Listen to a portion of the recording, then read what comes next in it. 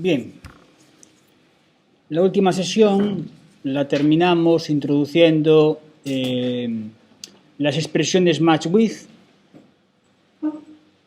que son expresiones que pueden ser de cualquier tipo en Camel, como una expresión if then else, por ejemplo. Pero las introdujimos en el contexto de la definición de funciones de varios argumentos que queremos describir mediante pattern matching, en el que los casos no dependen exclusivamente del último argumento.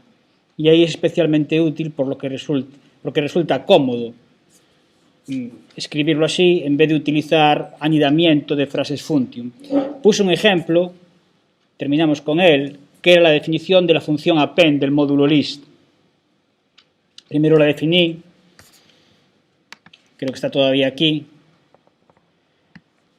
con tres frases function, dos anidadas dentro de la otra, ¿no? Lo cual es un poco engorroso, como todos los anidamientos. Puede haber problemas si no se escriben los paréntesis adecuados, en fin. Es un poco incómodo. Y después la escribí utilizando la frase match, que es esto que estoy marcando aquí ahora, ¿no? Era al final de la clase, no llegué a compilarlo y contiene una errata. Creo que es exactamente lo que está en la pantalla, lo que habíamos escrito. Si después de clase comprobáis que las cosas que escribimos funcionan, pues deberíais haberos dado cuenta de que esto así no compila. La errata es que yo aquí, porque copié o me guié por la definición de arriba, en el segundo caso, que es cuando la forma de L1 es la de una lista con cabeza H y cola T, puse que era su concatenación con la lista L2, una lista cuya cabeza es H, la cabeza de la primera, bien, y su cola es la concatenación de la cola de la primera, bien, y quería poner con toda la segunda lista, pero la segunda lista en esta definición se llama L2, y yo puse L. Si yo compilo esto así, lo que me debe decir el compilador es que no sabe lo que es L. Efectivamente. Podría ser que yo tuviera una L definida y entonces sí sabría lo que es y no se podría dar este error. Podrían pasar dos cosas. Que estuviese definida con un tipo, con un valor de un tipo, let L igual a 0, un int, por ejemplo, que no es coherente con la definición que estoy intentando hacer ahora. Y en ese caso obtengo un error de tipo, ¿vale? O si fuera de un tipo adecuado, por ejemplo, una lista de algo, una lista de enteros, por poner un ejemplo, lo que sucedería ahora es que sí compilaría, pero si soy cuidadoso en mis observaciones, me daría cuenta de que he perdido el polimorfismo. Y tendría que ver que está pasando algo raro ahí, ¿no? La errata es fácil de cometer, pero si uno es un poco cuidadoso, bueno, si no tiene mala suerte, ya inmediatamente produce un error de compilación. Y si tiene mala suerte, pero es un poco cuidadoso en sus observaciones, fijándose en los tipos que dan las definiciones, también debería darse cuenta de que hay algún problema ahí. Bueno, la solución era muy fácil, era que tenía que haber puesto L2 en vez de L, ¿no? ¿De acuerdo? Bueno, queda así ya corregido, ¿vale? Esto sucedió porque al final de la clase no llegué a copiar al compilador el código, pero puede suceder en cualquier otro momento y a lo mejor no me doy cuenta, porque estoy pensando en lo que quiero contar. Siempre que veáis un error de ese tipo, avisad, por favor. Bien, y para que quede un poquito más claro, vamos a poner otro ejemplo de esto mismo. Y voy a coger otra función del módulo list, de esas que creo que hay que implementar en la práctica 4. Compare length. Length. La función compare length del módulo list tiene este tipo, a la curry como casi todas las que vienen predefinidas, toma una lista de valores de cualquier tipo y otra lista de valores que no tienen que ser del mismo tipo y devuelve un int.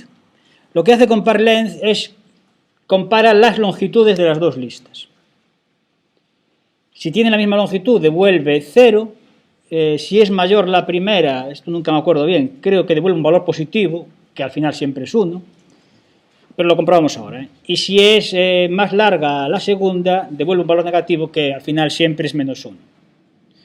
Funciona de un modo similar o coherente con la función compare, que sirve para dos valores, ya no tienen que ser listas, del mismo tipo, en los que haya un orden, y ahí no compara su longitud, no, lógicamente, sino su valor, ¿no? Así que compare 3 y 3, por ejemplo, debe dar 0. Compare 2 y 1, si está bien lo que dije, que es mayor el primero, debería dar 1. Y si comparo 2 y 3, debería dar menos 1. Bueno, utilizar esto, que es un poco raro, ¿no? En vez de una relación de orden, tiene sentido cuando me interesa en una sola operación no solo saber si uno es menor o igual que otro, sino en qué orden están, en el sentido de si son iguales, si es menor el primero o si es menor el segundo, ¿no? En algoritmos de ordenación, por ejemplo, puede ser interesante. Y muchos algoritmos de ordenación toman el orden como una función de este tipo. En cualquier caso, ya sabemos lo que hace compareLengths, y si tenemos definida la función que da la longitud de una lista, que también está en el módulo list, y que creo que implementé yo aquí el otro día, aunque en una versión no demasiado buena, porque puede producir, como veremos más adelante, otra vez porque retomaré el ejemplo, puede producir agotamiento del stack. Si utilizamos esa función, la definición sería muy simple. Bueno, ya lo tenía aquí marcado. Comparar las longitudes de la lista L1 y la lista L2 es comparar listLength de L1 y listLength de L2 con la función compare que os acabo de enseñar. Y desde el punto de vista lógico, esta definición es perfecta. Coincide exactamente con la definición de la función que hay en el módulo list, con el funcionamiento, con la función que es. Voy a compilarla por si acaso, no sea que me pase con lo mismo que con la rata del otro día. Ahí está, el tipo es el que tiene que tener y podríamos ver que funciona. Bueno, antes no lo comprobé con ningún ejemplo, el list compare lengths, pero vamos a hacerlo ahora con esta. Bueno, voy a hacerlo con la del módulo list.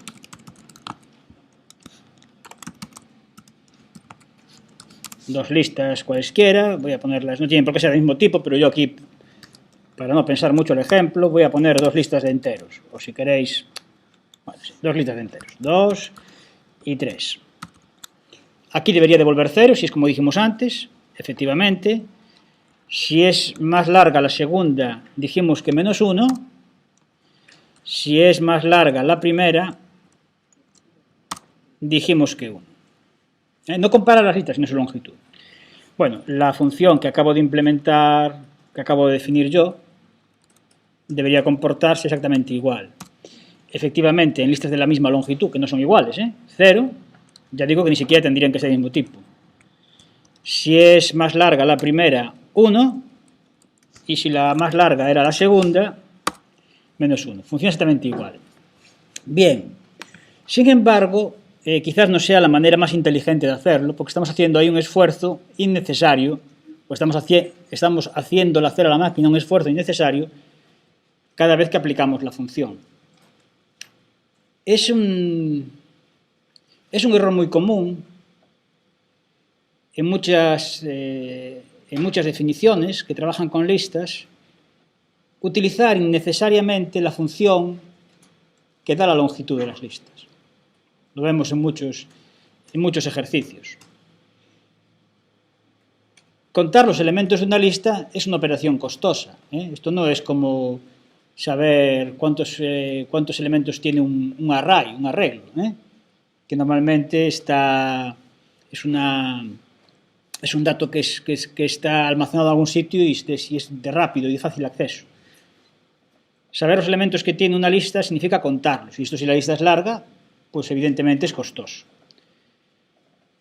No parece razonable que para saber si dos listas tienen la misma longitud o si una de las dos es más corta que la otra, haya que necesariamente contar los elementos de las dos.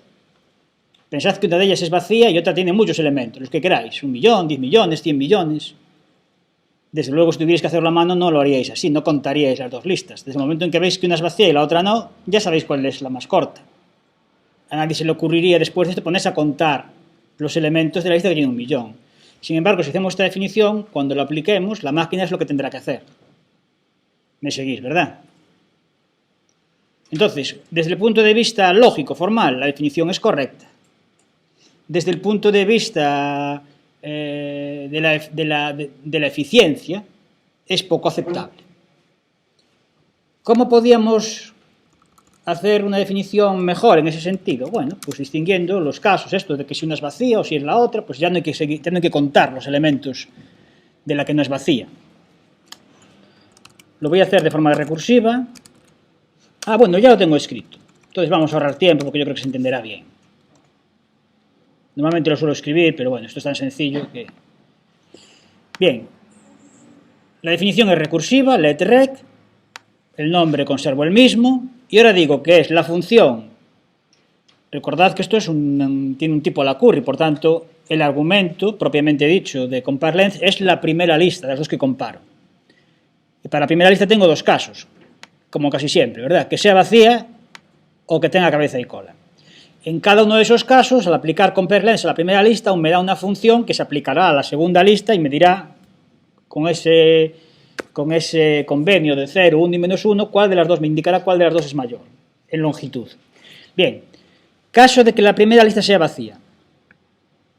Entonces, compareLength es la función que, si se aplica a una segunda lista vacía, dará 0, porque las dos tienen la misma longitud. Todo el mundo de acuerdo, ¿no? ¿Sí? Pero si no es vacía la segunda, siendo vacía la primera, entonces estamos en el caso de más larga la segunda. Menos 1 era el resultado que había que dar en ese caso. ¿Se entiende esta primera regla, no? Lo que hay aquí. Bien, ¿y si la primera lista no era vacía? Entonces tenía una cabeza, cuyo valor no me importa, por eso he puesto ahí el comodín, y una cola, que sí voy a utilizar en algún caso, por eso le llamo t. Bien, pues entonces, compareLength en una lista no vacía es la función que si se aplica a una lista vacía, es decir, si la segunda lista que comparo es vacía, entonces tengo que la más larga es la primera, ¿no? Ya es el resultado, no hay que contar nada, 1. ¿Correcto?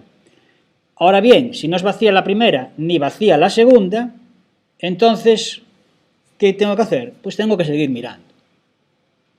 Ya sabemos que las dos tienen por lo menos un elemento, podéis olvidaros del primero de las dos y comparar solo sus colas, de la misma manera, que es lo que digo exactamente aquí. Este proceso recursivo, esta función recursiva, habrá que utilizarla tantas veces como elementos tenga la más pequeña de las dos listas. ¿Lo vemos todos? Y no es lo mismo que contar las dos listas, porque ahí el número de pasos es la longitud de una más la longitud de otra, frente a la longitud de la más pequeña, que en general es muy ventajoso. ¿De acuerdo? Bien, pues aquí tenemos una vez más, y por eso lo traigo aquí, aparte de este comentario que creo que es interesante sobre la eficiencia, una vez más un ejemplo de una definición de función de varios argumentos donde estoy anidando expresiones de function, expresiones lambda. Y resulta, a pesar de que he puesto los paréntesis y he sangrado el texto para que se lea bien, resulta incómodo y delicado al escribir. Se puede equivocar, también hay que leerlo con cuidado, en fin. Y por eso voy a utilizar también aquí la expresión match with. Ahora bien, a diferencia del caso de append, donde los casos dependían solo del primer argumento, está aquí arriba todavía, por eso el match lo hago con el primer argumento, solo L1, ¿de acuerdo? Solo importaba si era vacía o no vacía la primera lista. Aquí depende de los dos. De hecho, hay 4 casos. Que sean las dos vacías, que la primera sea vacía y la segunda no, que la primera no sea vacía y la segunda sí, o que ninguna de las dos sea vacía. 4 casos. Depende de la combinación de la forma de las dos listas, en este caso. Por eso el match, fijaos cómo lo hago aquí, lo hago con el par L1, L2. El match se hace con una expresión que tiene que tener un valor, ¿de acuerdo? Un valor, el par, en este caso. Entonces, si el par L1 y L2 es de esta forma, vacía, vacía, estoy en el primer caso, en el primero del primero de antes, 0. Si la primera es vacía y la segunda no, menos 1. Si pongo el comodín, pero igual que aquí el comodín no puede ser la lista vacía, porque está en el caso anterior, vacía, vacía. Si alguien quiere que ponga ahí un patrón que tenga forma de lista con cabeza y cola para verlo mejor, perfecto. Pero como es muy obvio, yo lo dejé así, un poco por pereza casi, ¿no? Que no es ni vacía, vacía, ni vacía la primera y cualquier otra la segunda. Ya están aquí todos los casos de que la primera sea vacía. Pues en cualquier otro caso para la primera y vacía la segunda, o sea, no vacía la primera y vacía la segunda, 1. Y el caso de que no sea vacía ninguna de las dos, por tanto, la primera tendrá una cola que he llamado ahí en el patrón T1 y la segunda tendrá una cola que he llamado T2, lo mismo que decíamos en la otra definición, la lógica no cambia. Es aplicar recursivamente la función a T1 y T2, es mirar las colas. Bueno, no sé si estáis de acuerdo conmigo, pero yo creo que queda mucho más claro los 4 casos independientes que 2 casos dentro de cada uno de otros 2. ¿Sí? Vale. Ahora, no en todas las definiciones de funciones hay que usar match with. ¿Cuándo lo uso? Cuando es conveniente, cuando queda más sencillo. Si va a quedar más complicado de escribirlo. Y la regla un poco práctica de estilo ya la dije el otro día. Suelo utilizar match with cuando hago una definición de una función de varios argumentos por casos con pattern matching y los casos no dependen solo del último argumento.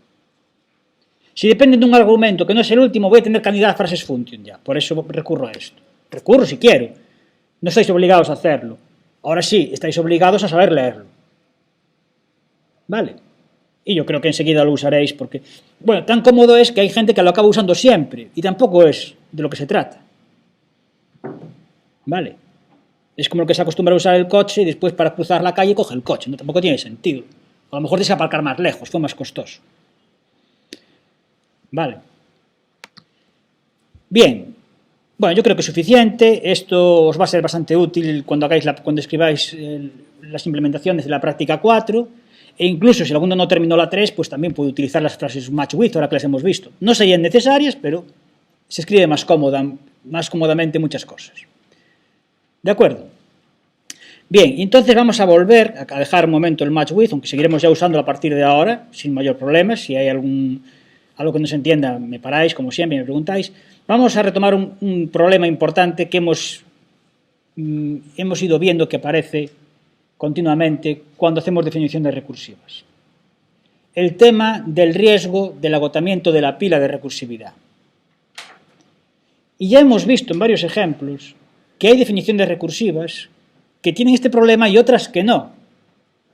Han surgido varios ejemplos. Y es muy fácil diferenciarlas. Esto es una de las buenas noticias. Es una buena noticia porque es un tema importante a tener en cuenta. Que sea fácil saber si estamos ante este problema o no es bueno. La clave está en ver si la definición recursiva, es decir, si la expresión en la que aparece recursivamente aplicada a la función, esa aplicación recursiva es la última operación o no. Es decir, si quedan cuentas pendientes después de la aplicación recursiva. Porque ese es en el caso en que la máquina necesita apilar información en el stack para cuando tenga el resultado de las sucesivas llamadas recursivas continuar con lo que estaba haciendo. Bueno, esto ya creo que un poco internamente incluso sabréis mejor que yo cómo se hace, ¿no? Pero en cualquier caso, lo importante es que es muy fácil distinguir. Solo hay que ver si en la expresión recursiva, que normalmente aparecerán varias operaciones, seguramente alguna, no necesariamente, pero bueno, lo normal, o casi siempre, alguna más aparte de la aplicación de la función, ¿verdad? Pues si de esas operaciones es la última o no la aplicación de la función recursiva. Cuando es la última, se dice que esa recursividad es tail recursion. Nosotros decimos recursividad de cola, recursividad final, y aquí tenemos mucha costumbre de decir recursividad terminal. Cualquiera de esas cosas vale. Yo casi siempre digo terminal, es mi costumbre. Pero bueno, en cualquier caso, en inglés, tail recursion. Una función recursiva definida así, implementada recursivamente así, se dice que es tail recursive. Y la que no lo es not tail recursive, claro. ¿De acuerdo? Entonces, bueno, si una función no es recursiva terminal, tengo que saber que eventualmente va a depender del número de pasos que haya que dar para llegar a la solución, del número de aplicaciones recursivas que haya que hacer, que encadenar, puedo tener un problema con el stack. El tamaño del stack se puede ampliar, depende de la máquina, depende del sistema. En la máquina virtual de Camel se puede ampliar, pero por mucho que lo amplíe, el límite estará más arriba, pero siempre tengo el riesgo de tener ese problema. Dicho esto, hay muchos contextos en el que yo sé que nunca voy a llegar a ese límite. O sea, tampoco esto tiene que ser una obsesión de todas las funciones que sean recursivas no terminales, buscar una equivalente que solo utilice recursividad terminal. A veces no tiene ningún sentido. Si estoy seguro de que no voy a entrar en ese caso, a lo mejor no merece la pena gastar el esfuerzo que puede suponer buscar una equivalencia que sea recursiva terminal. ¿De acuerdo? Pero en la mayoría de los casos es interesante. Puede no serlo si eso aumenta el coste de la ejecución. O al menos, en ese caso, a veces se tienen dos versiones. Una más eficiente, con el problema del stack, y otra sin problema de límite del stack, menos eficiente. Y a veces incluso los propios programas hacen una selección automática según el tipo de argumento de cuál deben aplicar. Si saben que no va a haber desbordamiento, aplican la eficiente, y si no, pues aplican la otra. El problema a veces puede no estar en la eficiencia, sino en la complejidad que puede tener hacer la definición recursiva terminal. Y la complejidad es un problema, porque si una definición es más complicada, es más difícil estar seguro de que sea correcta. Ya no el coste que haya tenido desarrollarla, sino que incluso puede contener errores más fácilmente, ¿no? Entonces, bueno, todas estas cosas hay que valorarlas, pero en cualquier caso tenemos que primero saber distinguir si es terminal o no la recursividad, y después, en general, tenemos que saber, dada una versión de una definición de una función que es recursiva no terminal, encontrar otra versión que solo utilice recursividad terminal. Y este paso no es automático, si no, no estaríamos hablando aquí de ello. Entonces, hay que aprender a hacerlo, vamos a ver varios ejemplos, ¿de acuerdo? Y veremos además que en realidad, finalmente, la recursividad terminal está muy relacionada con lo que sería en programación imperativa los procedimientos iterativos. Enseguida lo vais a ver, yo creo. Bueno, esto de que no hay un mecanismo automático dependería del tipo de recursividad, pero en todo caso, el mecanismo automático es el que hacen a fin de cuentas las máquinas. Es decir, usar una pila, donde se van apilando las cuentas pendientes. Y si se considera que eso es un argumento, entonces puedo tener así la recursividad terminal, pero eso en general no es la solución que quiero.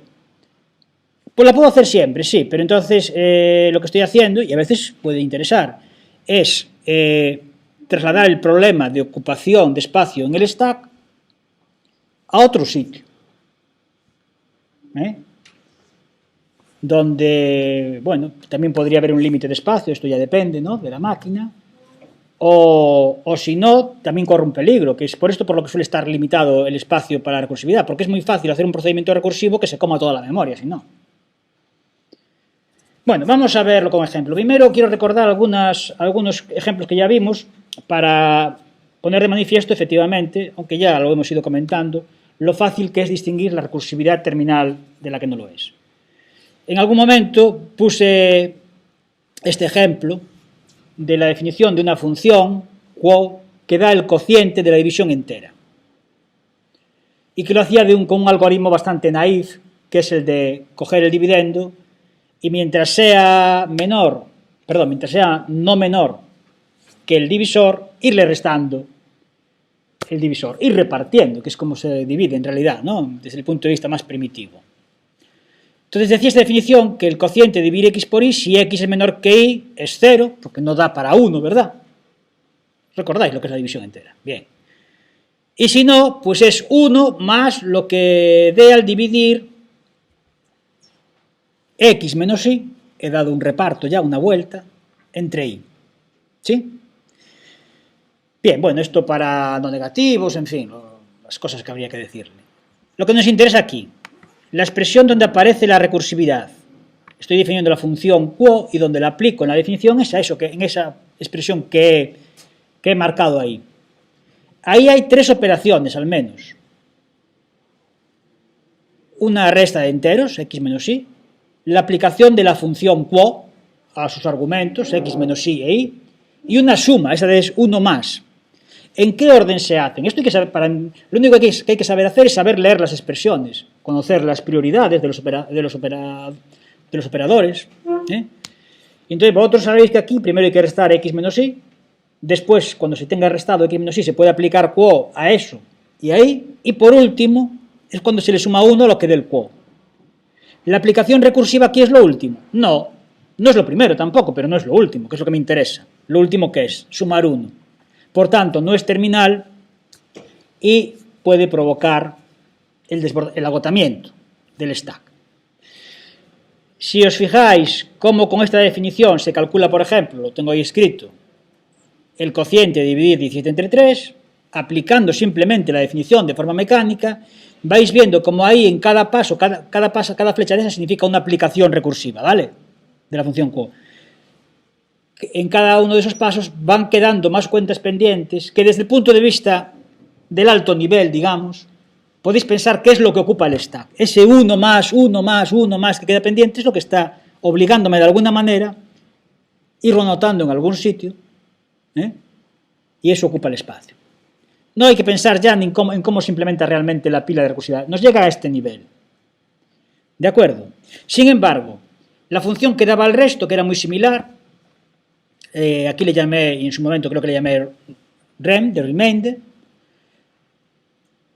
es muy similar, hago lo mismo, si x y el dividendo es menor que el divisor, digo que el resto, entonces como no da para repartir 1, el resto es el dividendo, x, y si no, doy una ronda y hago lo mismo. Pero es que aquí la diferencia es que, así como el cociente, en ese caso, era 1 más el cociente, no sé qué, aquí el resto es el resto de x menos y e y. Y en esta expresión recursiva es muy fácil ver que la aplicación recursiva, que en este caso es la de la función rem, es la última operación. De hecho, solo hay dos. Restar x e y aplicar rem a dos argumentos. Y la aplicación de rem es lo último. Por tanto, esta recursividad es final, terminal, de cola, como queráis decir, y nunca puede provocar que se agote el stack. Si pensáis cómo iría haciendo la máquina para aplicar esta definición, si quiero calcular el resto de dividir 17 entre 3, fijaos, en cada paso de la aplicación de la definición, lo único que cambian son los valores a los que está aplicando rem, pero no quedan cuentas pendientes. Veis que esa frase no va creciendo, por tanto no crece la ocupación en el stack. ¿Vale? O sea que esto tiene que ser sí o sí, o sea, saber distinguir si una recursividad es terminal o no, es simplemente saber en qué orden se evalúan o se aplican las operaciones en una expresión, no es más. Otro ejemplo, la función last, que también puse aquí como cuando empezamos con las listas como ejemplo así sencillo, la que da el último elemento de una lista. Dice aquí, fijaos en la definición, es recursiva, el último elemento de una lista que tenga como único elemento h, porque si tiene como cabeza h y como cola la vacía, tiene como único elemento h. Ahí el último, ¿cuál es? El último es el primero, porque es el único que hay, h. Ahí el último coincide con la cabeza, ¿de acuerdo? Si tiene cabeza y cola, pero no estoy en el caso anterior, es decir, la cola no es vacía, entonces el último ya no es el primero, porque hay más. Pero sí que es el último de su cola, ¿no? O sea que está bien decir que el las de esta lista que estoy marcando aquí con cola t es lo mismo que el las de t, cuando t no es vacía, repito. Falta un caso ahí, que es que la lista sea vacía, pero es que en ese caso no hay último. Si lo dejo definido así, sabéis que tengo una advertencia del compilador recordándome que me queda algún caso sin definir, que esto es muy interesante, pero en cualquier caso está bien, porque al aplicarlo a la lista vacía va a dar un error. Si queréis que la excepción asociada en ese caso no sea match, failure, no sé qué, pues ya sabéis cómo hacerlo, utilizando la función raise. ¿De acuerdo? En cualquier caso, para lo que nos interesa aquí, ¿es recursiva terminal? Por supuesto. Este es un ejemplo de esos que dije, casi siempre hay más de una operación. Aquí solo hay una, o solo se ve una, por lo menos. el último, el last de la lista con cola T es el last de T. Lo único que hay es la aplicación recursiva, no hay más operaciones. Es la única operación, por tanto es la última, obviamente es terminal. Y si pensáis una vez más, esto no lo hagáis más veces, solo lo hago en estos ejemplos. ¿Cómo se iría calculando con esta definición el last de una lista? Veis que efectivamente no quedan cuentas pendientes, incluso el argumento de last cada vez es más pequeño. Last de la lista A e I es last de su cola, que es el last de I, que es el last de su cola, que es el last de I, que ya no es recursiva, la definición ahí, y es I. Terminal, directamente, definición sencillísima y terminal, qué suerte. Pero no siempre salen así. Ejemplo de una que no sale tan fácil así. La función que cuenta los elementos de una lista y devuelve el número de ellos, ¿no? Length. Yo creo que la definición que puse aquí en su momento debía ser esta. Ya pongo ahí como comentario, que no es tail recursive, ¿verdad? Length es la función que lleva a la lista vacía a 0. Y la lista no vacía que tenga cola T a 1 más la longitud de su cola. Todos de acuerdo, ¿no? ¿Sí? Bien, lo que nos atañe ahora. ¿Es recursiva terminal? No, porque después de aplicar length a la cola hay otra cuenta pendiente que es sumar 1. Una vez más, sin que sirva de precedente, si pensáis cómo se va haciendo el cálculo, length de la lista 1, 2, 3, 4, 5, según esa definición, es 1 más length de 2, 3, 4, 5, que es la cola. Pero eso será 1 más, ¿y quién es la length de 2, 3, 4, 5? Pues 1 más length de 3, 4, 5. Etcétera, etcétera, etcétera. Veis cómo va creciendo la expresión. En cada momento no hay que conservar las expresiones anteriores. Solo tenemos la última. Solo necesitamos llevar la última, pero va creciendo. Y eso en una máquina es lo que se va guardando en el stack de alguna manera. Vale. Por tanto, voy a copiar esa definición. Creo que esto ya lo he hecho.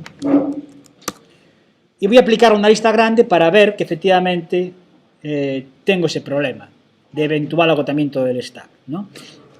En una lista pequeña no habrá ningún problema.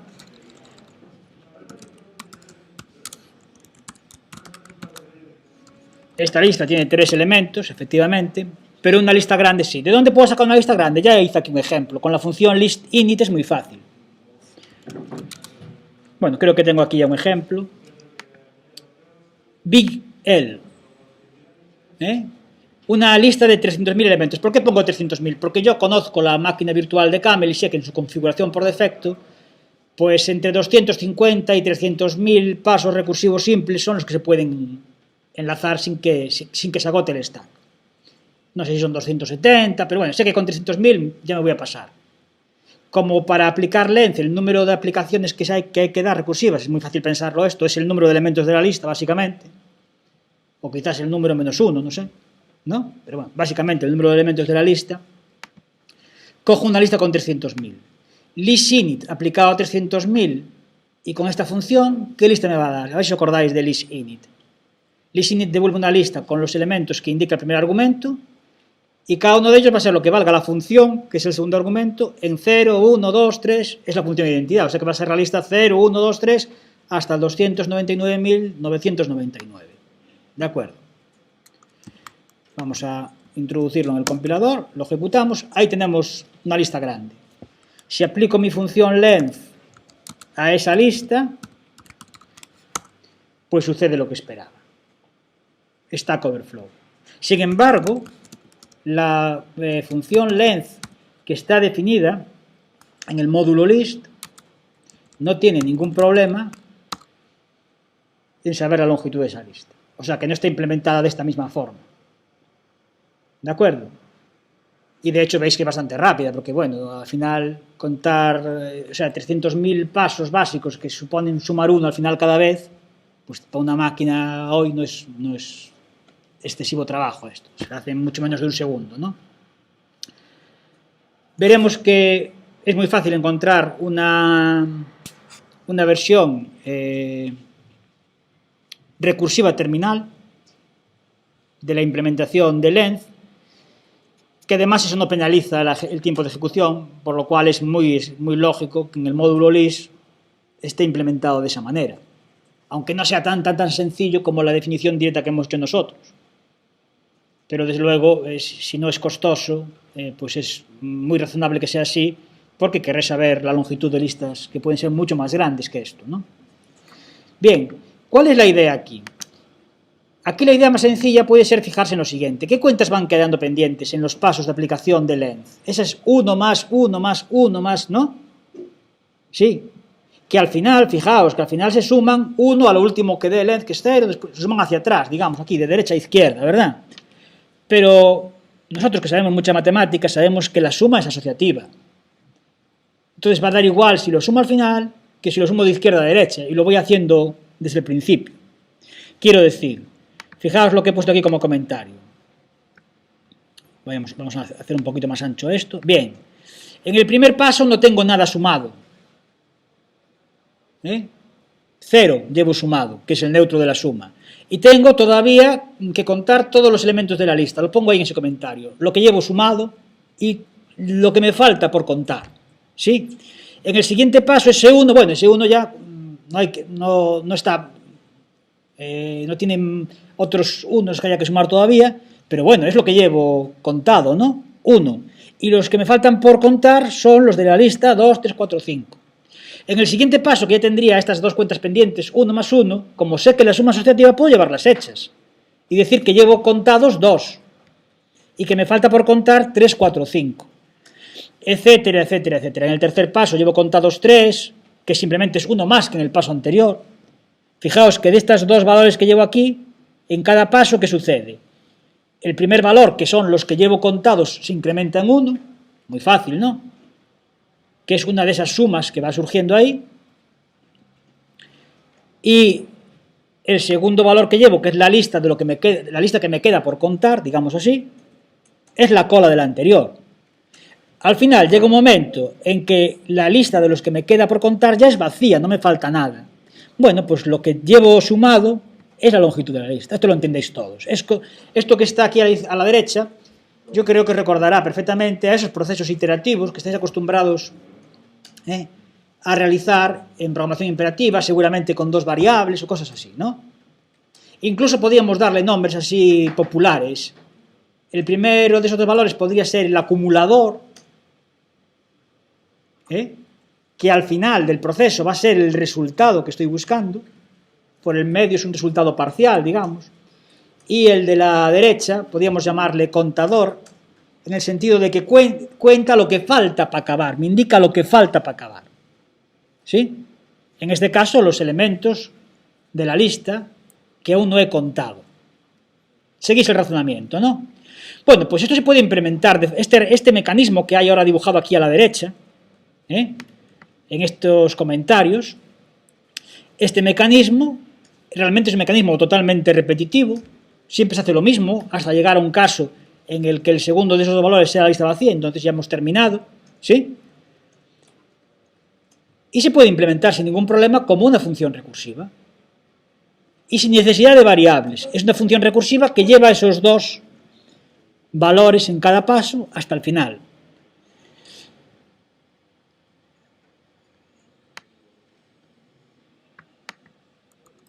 Voy a implementar eso. Eso no es propiamente length, porque length es una función que va de una lista, ¿vale? Se aplica, solo tiene un argumento, que es la lista, y devuelve un entero, ¿de acuerdo? Este mecanismo que quiero implementar como función recursiva tiene como argumentos un número, el acumulador, y una lista, lo que llama el contador, ¿no? Entonces va a ser otra cosa.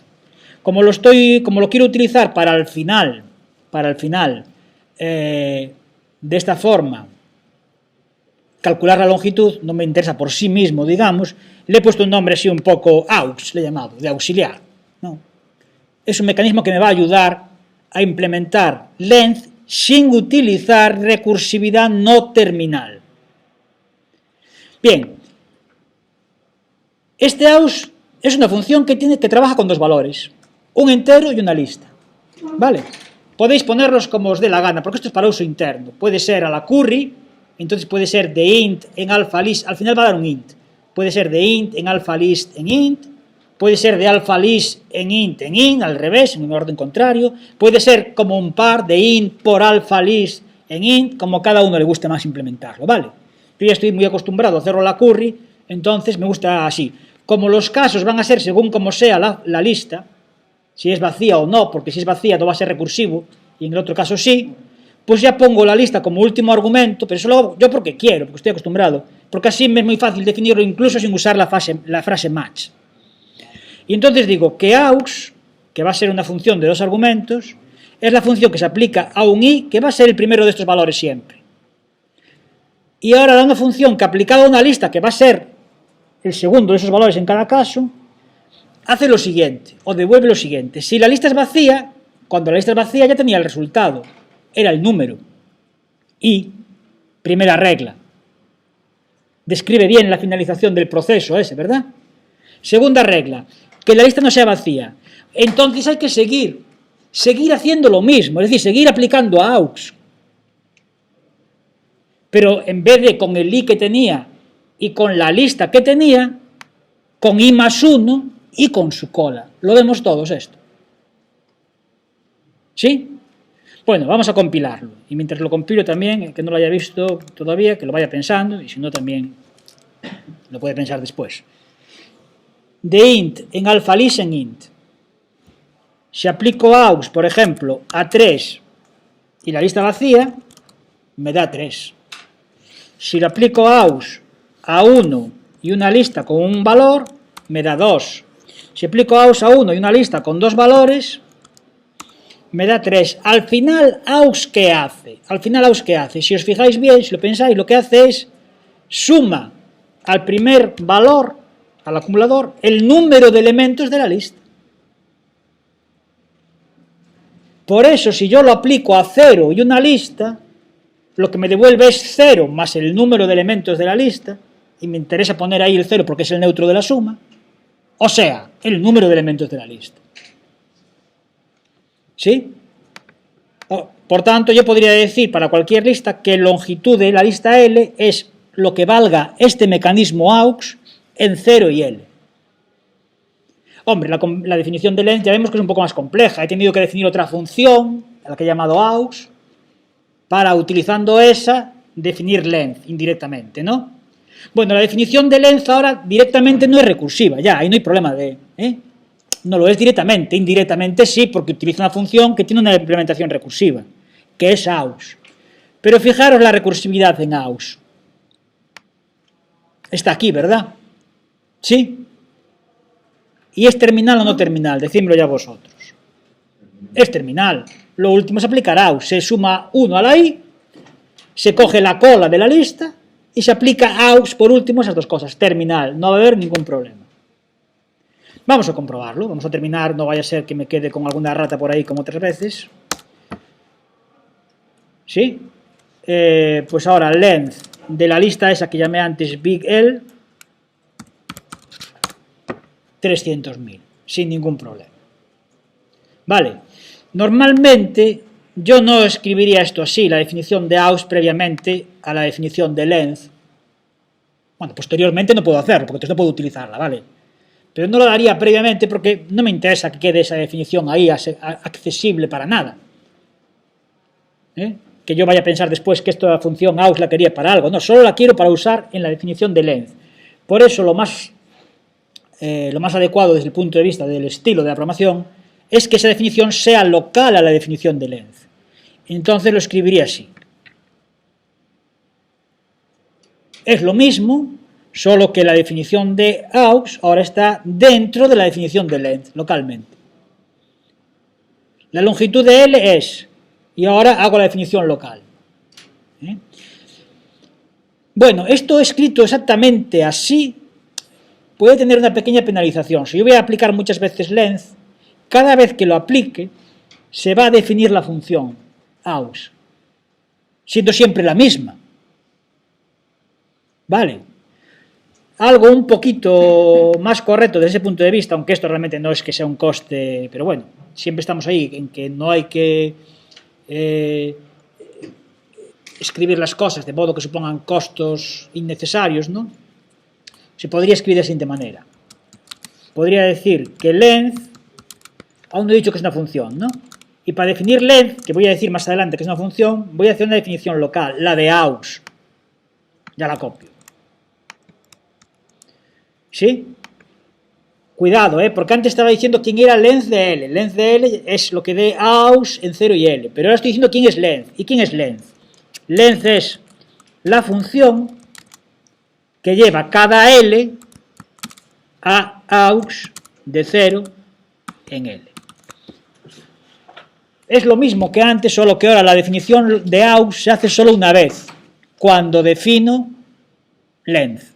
Mientras que lo anterior, que por cierto es lo que normalmente escribe la gente, porque el compilador es bastante bueno y optimiza estas cosas, ¿no?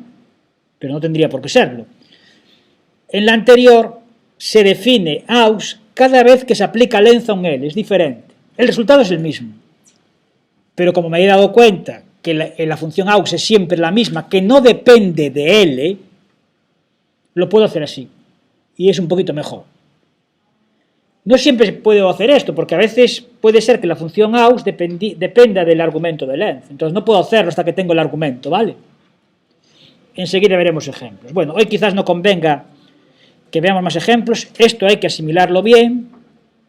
Solo os propongo un ejercicio. ¿Os acordáis de la definición de FAT? Esa que además se pone siempre, típicamente, como primer ejemplo de definición recursiva, el factorial. ¿Sí? Bueno, pensad cómo era la definición de FAT, veréis que no es terminal. No me importa mucho, ¿verdad? Porque enseguida me paso del rango de los ints, pero bueno, imaginaos que tuviese un tipo de datos, que los hay, que permitiese definir o trabajar con enteros arbitrariamente grandes. Entonces tendría ese problema, ¿no?